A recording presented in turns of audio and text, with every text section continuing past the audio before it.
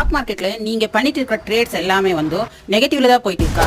அதுக்கான ரீசன் என்னன்னு தெரிஞ்சுக்கணுமா?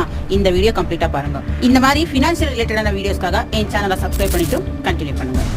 நீங்க ஒரு சக்சஸ்ஃபுல் இன்வெஸ்டராவோ ஸ்விங் ட்ரேடராவோ இல்ல இன்டர்டே ட்ரேடராவோ மாறணும்னா இந்த விஷயத்த நீங்க கண்டிப்பா மைண்ட்ல வச்சுக்கணும். அப்பதான் நீங்க ப்ராஃபிட்ங்கிறதை பார்க்க முடியும். நீங்க ஒரு லாங் டர்ம் இன்வெஸ்டரா இருந்தீங்கன்னா நீங்க தெரிஞ்சுக்க வேண்டியது ஃபண்டமெண்டல் அனாலிசிஸ்.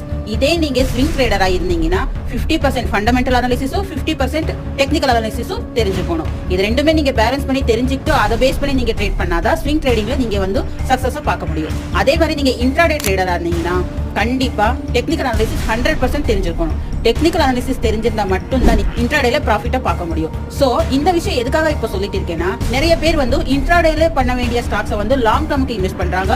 லாங் டர்முக்கு இன்வெஸ்ட் பண்ற ஸ்டாக்ஸை வந்து இன்ட்ராடேல எடுத்துட்டு ஆல்மோஸ்ட் நெகட்டிவ் தான் பார்த்துட்டு இருக்காங்க. இப்படி சஃபர் ஆயிட்டு இருக்கிறவங்க இந்த டெக்னிக்கா வந்து ப்ராப்பரா தெரிஞ்சுக்கிட்டு நீங்க ஃபாலோ பண்ணுங்க.